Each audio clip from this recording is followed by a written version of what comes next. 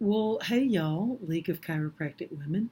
This is Rebecca Koch coming to you in shock at having been asked to be a speaker at the upcoming League of Chiropractic Women Unplug and Reconnect retreat in beautiful Arizona at the request of Edie Hoffman, for whom I would do most anything, especially if there were a glass or two of red wine involved. And I thought I might just tell you a little bit about who I am. I know a lot of you may not know me. I am a chiropractor-in-law. I'm not a chiropractor, but I did marry one.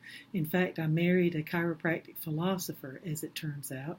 And as a result of first embracing the chiropractic perspective, the vitalistic perspective. I won't say philosophy per se. I won't have that kind of hubris, but I did love it when I first heard about it from a chiropractic student years and years ago. It really rang with me because it's a perspective that I happen to share, that life knows what it's doing after 4 billion years in the making. That it has a wisdom that we should respect and trust. So because of all of that, I think, I started writing probably, my goodness, maybe 10 years ago or longer. I started writing articles for Life University publications at the invitation of Dr. Riekman, and for 6 or 7 years I wrote a regular column about vitalism in action, what I call everyday vitalism or applied vitalism, about what it looks like and what it means in terms of our daily lives and the sorts of decisions we make in terms of health care and even the products that we consume and that kind of thing. I'm told they were mildly amusing, at least. So what I'm going to try to do when I come in November is share with you a little bit of a shtick that I do at orientation to give non-DC students in particular a glimpse into what vitalism is and what it means. And I do that from the perspective of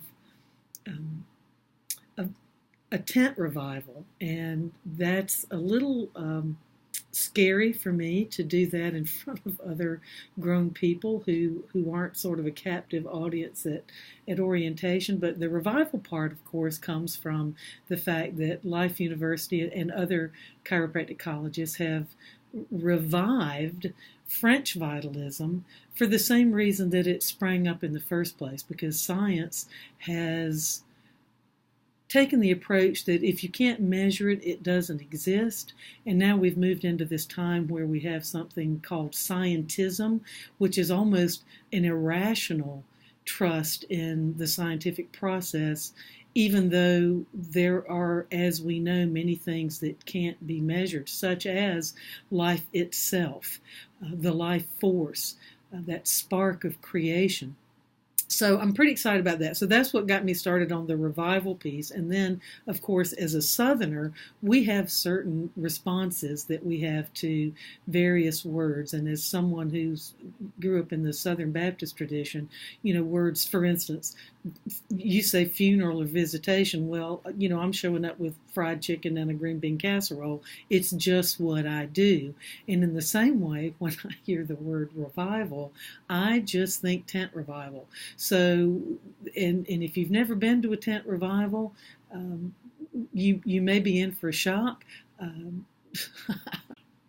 So I hope that's something that you'll find interesting and amusing, and at the same time, even a little useful as we have a conversation perhaps about the cognitive interferences that we can have that interfere with the full expression of our optimal potential, just in terms of our thought process and how we relate to other people in the world. So I'm really looking forward to it. I'm super honored to be coming and looking forward to seeing everyone there.